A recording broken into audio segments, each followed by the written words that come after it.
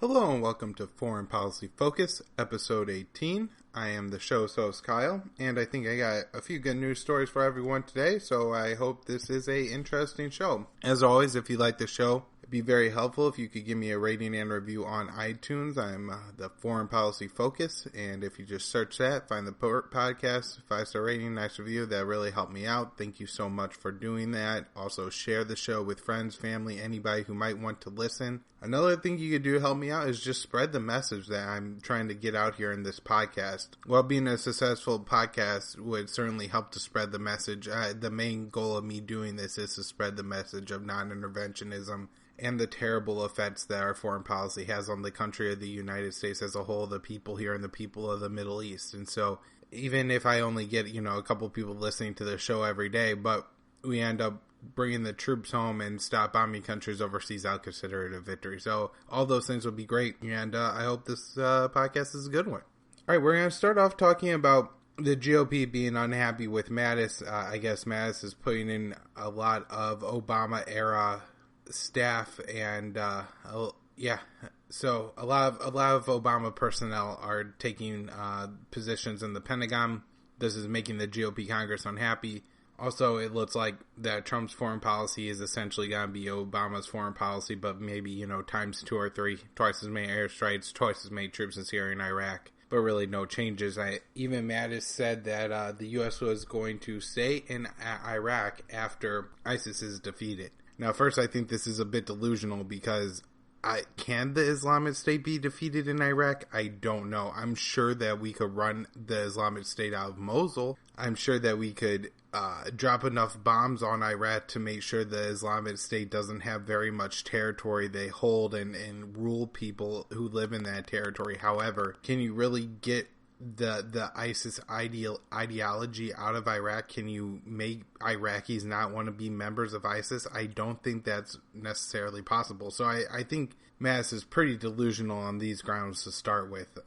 Like I said, if you look at Iraq and Syria and the Middle East over the past 16 years, our goal has been to get rid of the terrorists. And while we're certainly able to, kill terrorists A here, defeat terrorists in town B here, recover documents from terrorists, kill bin Laden, what have you, the end result is never an elimination of the jihadist ideology. In fact, the result of the terror war has only been an exacerbation of that ideology. So we're not seeing the terror war meet its goals, and I think that Mattis is a bit off his rocker to think that the U.S. is going to simply defeat ISIS in Iraq. And so, while he says that the troops will stay after ISIS in Iraq is defeated, maybe this is his way of acknowledging that. Maybe this is him, just seeing ISIS solely as ISIS the state and not ISIS the terrorist group. Or maybe he wants to engage in nation building, which he denies. Part of that statement that said that the troops will stay in Iraq was saying that the troops are going to be there to normalize and stabilize Iraq, but they're not there for nation building. And so essentially what our troops are going to do is they're going to stay there while Iraq reforms as a nation, and but it's not nation building, everyone. So I mean, this is really just Orwellian. Is the easiest way to describe it. We're nation building, but we're not nation building. We're staying in Iraq, but our troops aren't going to be doing things in Iraq that encourage the government of Iraq. I'm not really quite sure, and I don't think Mattis really does either. But the larger point here is that this is really a reflection on Trump's missed opportunity on foreign policy. I think that the Republican voters should hold Trump accountable to his rhetoric of putting American first on foreign policy, and this simply isn't what he's doing by engaging in his foreign policy. I think Rand Paul missed a huge opportunity here and is continuing to miss a huge opportunity, and he could really hold Trump's feet to the fire here. I think Trump is legitimately distracted by domestic issues, trying to get his travel ban enforced and fighting the courts there, trying to get a new healthcare law passed, all this Russia hacking business, and a person only has so much time and attention to spend on foreign policy. Obviously, Trump bears moral responsibility for dropping bombs on people and simply ignoring people dying in mass overseas at the hands of the government that he controls isn't an excuse for it. However, I think that's legitimately what's occurring here. And so we could have Rand Paul stand up and tell Trump, hey, look, while you're distracted with all these things, they're running away with your foreign policy. They're selling America out to the Middle East dictators. We're continuing to spend our country's money and our country's lives in the Middle East while you're distracted by these relatively minor issues. And he could really make it out that way. Remember, Trump's spending an extra $38 million on the military. A lot of that money is going to go right to the contractor. So Lockheed is laughing all the way to the bank while the American people suffer. And this is a message the GOP could really push. It's perfect to go against Trump because Trump really doesn't understand foreign policy anyways. And hell, he might give in because obviously it doesn't mean very much to him. He's completely taken his hands off the reins and told the CIA and Pentagon to do whatever they want. And so what the message from libertarians to people in the Republican Party should be is that Trump's getting snookered out of his foreign policy while he wanted to put American first. His generals and the defense contractors and all the bureaucratic busybodies at the Pentagon are running away laughing all the way to the bank with the Lockheed Martin guys. So what we're seeing here is we're seeing more war. We're seeing more airstrikes overseas. These airstrikes are killing civilians in Syria. Those civilians who are getting killed are used as propaganda to fuel more and more terrorism in the Middle East. We're seeing U.S. troops placed in Afghanistan, and again, we're going to fight another war on behalf of the Afghan government to seemingly no benefit for the U.S. people. Is Afghanistan being occupied by U.S. troops? Does that make the world safer for America? Absolutely not. It just creates terrorists. ISIS is rising in that country. And so, here's another example. Yemen is starving people to death in Yemen, helping the United States people in any way? No, of course not. What it is doing is allowing Saudi Arabia to drop billions of dollars in bombs on that country, and then guess who? Lockheed Martin and Raytheon and all these weapons contractors get to sell more bombs to Saudi Arabia. And so it's a win for the defense contractors. In a way, it's a win for Saudi Arabia because they get to impose their will on the people of Yemen, but it's a loss for the people of America. It's a loss for the Yemeni people. And so as a libertarian, reach out and trying to talk to Republicans, point this out, tell them, say, hey, look, I agree with you. America should be first. And this isn't what's happening. Americans are getting screwed again and again and again. And we could blame it on Obama. We could say, hey, look, Trump is basically doing just what Obama did, but twice as much. Twice as many troops, twice as many bombs. And you thought the policy was stupid as hell under Obama, so why should we do more of it? And just to continue this further, it's being pushed by the politicians in Congress too. And so we could say, hey, look at the Rhino cronies, Paul Ryan, the McCain types, and look, while Trump is trying to push his travel ban through, here's John McCain trying to sneak an end run around Trump and push Montenegro into NATO. And pushing Montenegro into NATO is going to mean that American citizens or American troops will have to go fight and die if somebody ever invades Montenegro. How's that putting America first? How could it possibly be putting Americans first for us to agree to defend a country that only has 2,000 troops? In no way could this be considered an advantage for America. It's simply a political move for the, diplomats and bureaucrats and all those people. It's more paperwork. It's more jobs in the U.S. There's more people to invite to their little get-together NATO parties. In a lot of ways, NATO's a huge social club, and all the elites get together there and have real fancy dinners. And I'm sure Montenegro has a lot of nice culture, and having those people involved will only make it nicer. However, if you look, let's say Russia attacks Montenegro. Montenegro and all of its 2,000 troops will try to repel it, as well as an additional 200,000 American troops. If Russia attacks the U.S., then, all 200,000 American troops will try to repel Russia. And, if Montenegro could bother to fly part of its military to the United States, then we could have an additional 2,000 troops, 1% of our army size. And this isn't to disparage Montenegro. I'm sure it's a fine country, but from a strategic standpoint to the American people, does having a mutual pact with this country to defend each other benefit America anyway? And the answer is clearly and simply no. And so if Trump wants a policy, if he wants a campaign, if he wants to have a presidency known for putting America first, well, he's trying to do silly things like push forward a crap healthcare bill or try to ban a bunch of people from entering the country.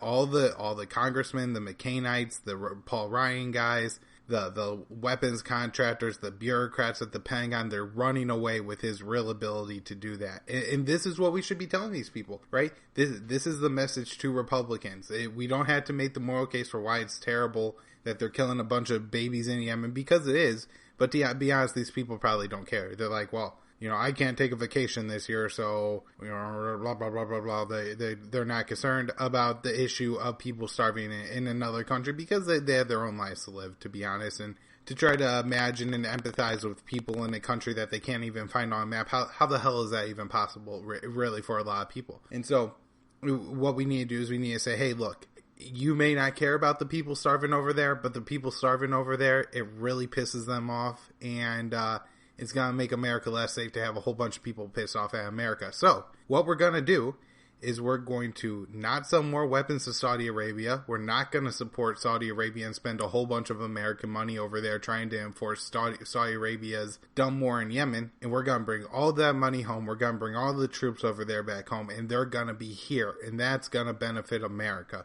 And that's what we need to tell people. And this is a message that Rand Paul can be communicating as a Republican against the Hawks. I think the case is even more clear when it comes to issues of Russia and Ukraine and NATO and Montenegro, to just say, look at what these fools are trying to do. They're trying to get you to have to defend Montenegro. Does that sound like America first? Whenever they're bickering over Crimea, say, hey, do you know where Crimea is?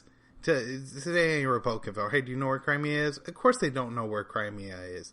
And so what you do is say, hey, do you want to spend any American lives or waste any American money fighting over Crimea? Of course they don't, because all that money could be used better in America. All those troops could better benefit the American economy being here at home. Does it make any sense to have, thousands of American troops stationed in Estonia and Lithuania and Poland? Absolutely not. What does that benefit anybody here in America? Why should we hardworking taxpayers spend our money to defend countries that need to figure out ways to get along with their neighbors? The Soviet Union obviously didn't work out. So, we know communism doesn't work. Why, if they want to, cause problems for themselves, that's their own business. But we don't have anything to worry about over here in America. We're in the middle part of North America. We're protected by two huge oceans. We got a massive navy. If the rest of the world wants to, cause trouble for themselves, that's unfortunate.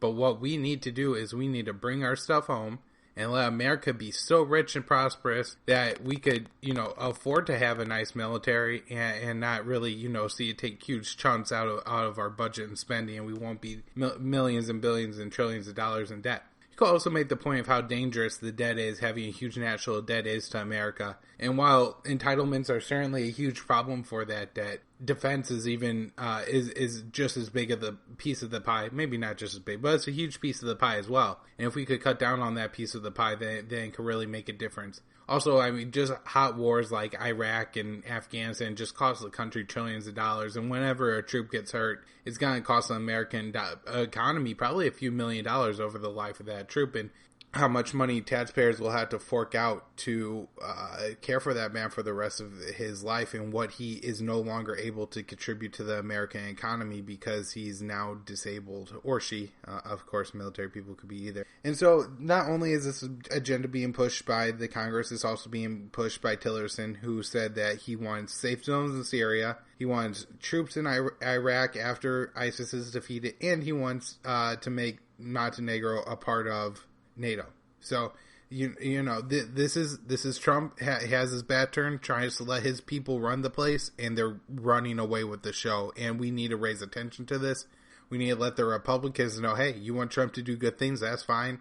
Don't like the guy a whole lot, but hey, listen to this. He's getting screwed on this one, and just really make this simple, clear, and easy for people to understand. A few more topics I want to talk about. Congress is looking to put sanctions against Assad. Here's another case. We have Assad, who's fighting Al-Qaeda and ISIS in Syria. His government, is probably legitimately doing the most to fight against ISIS and Al-Qaeda in Syria right now. It's their country. They're fighting for it. So Assad isn't a good guy. I don't like Assad. However, if you look at it from the standpoint of who else would be likely to take charge of Syria if Assad gets killed, the answer is either Al-Qaeda or ISIS as the next two strong powers. So whether you're looking at it from the perspective of what's best for the people of Syria, or if you're looking at it from the perspective of what's best for the people of America, the answer is pretty clear that weakening Assad is only going to empower ISIS or Al-Qaeda. And so it's curious to me as to why our Congress would look to take out Al-Qaeda and ISIS, or to take out Al-Qaeda and ISIS as enemy, while at the same time overlooking programs that give weapons to rebel groups that end up in the hands of Al-Qaeda and ISIS. I think it's cowardly. I think it's shameful, and I think it's probably just to pad their checkbooks from the big weapons contractors. The U.S. has also vowed to defeat ISIS in Afghanistan in 2017. I think this is probably one of the most ridiculous policies that the U.S. government has ever actually stated. What it could possibly mean to defeat ISIS in Afghanistan is really unclear, because I'm not even sure how many ISIS fighters there are in Afghanistan. But what tends to happen in Afghanistan is that the ISIS fighters are pursued out of the cities.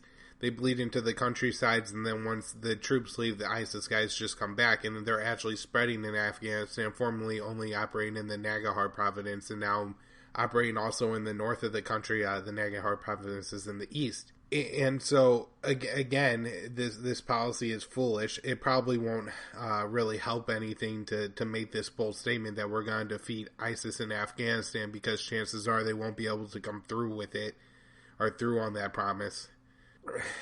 And when we look at what are the outcomes going to be of the U.S. putting possibly more and more troops into Afghanistan, we have the Afghan government asking for more U.S. troops, and with the U.S. vowing to defeat ISIS in Afghanistan, U.S. commanders in Afghanistan are acknowledging that more U.S. troops are needed to break the stalemate there. It seems to me that the obvious indication here is that we're leaning towards having more U.S. troops in Afghanistan. If we look at what more U.S. troops have done in Afghanistan, the answer is minimal. It's like, trying to defeat the tide, or trying to roll back the tide. You can stand out there and try to use buckets to throw it back out into the ocean, but the tide's gonna come. And the Taliban and ISIS are going to continue to take over the country, and there's nothing the U.S. could do about it. No matter how many troops we put in there, once the troops leave, the Taliban and ISIS are going to rise. And I actually just read a story that the Taliban are making progress in the Helmand province in the south of the country as well still. One last story I would like to talk about today, and it's a combination of a few stories.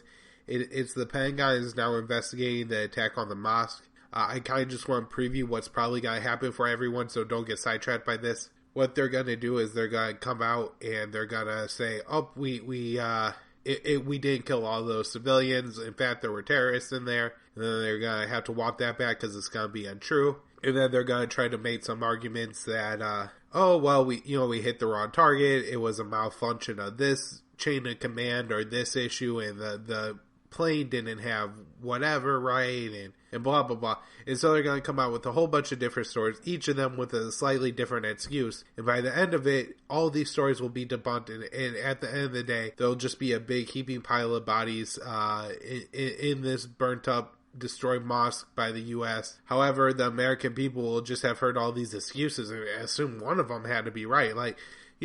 Maybe there was an Al-Qaeda guy in there, but even if there wasn't, there also may have been a miscommunication. It also might have been a malfunction of the drone. And I'm sure one of these three excuses the actions of the Pentagon. And so I think this is going to be their tactic. This is the exact same thing they did when they destroyed that hospital in Kabul. We have a U.S. coalition blowing up a school in Raqqa, Syria, killing 33 people at least. The school wasn't being used as a school. Thankfully, as bad as it is that 33 civilians who are using this school because their homes have been destroyed, they were displaced people. If it were children, that would have just been the worst thing that could imaginable. I have no idea if this one's going to be investigated, but this is the second big one in a week. It was likely the U.S. actually that carried out the attack, but it said U.S. coalition, so there are several other countries in the U.S. coalition. We also have U.S. troops being used in Syria to try to secure a dam from ISIS. Of course, again, U.S. government famous Orwellian speak. They say U.S. troops are only being used as advisors in Syria, but they also took part in this mission. All right, everybody, having like a huge allergy problem. I don't know if you hear that my nose is stuffy, but it's really hard to breathe. So I'm going to wrap up the show here for today. I know it's a little bit shorter than I like to go, but I'll get some clarity and I'll be back on Monday. Everybody have a good weekend. Enjoy the show. Join my Facebook group, Foreign Policy Focus. Like me on Facebook, Kyle's Files. Check out my blog, kylesfilesblog.com. Do daily news roundups there. Sign up for the email list. And everybody follow me on Twitter.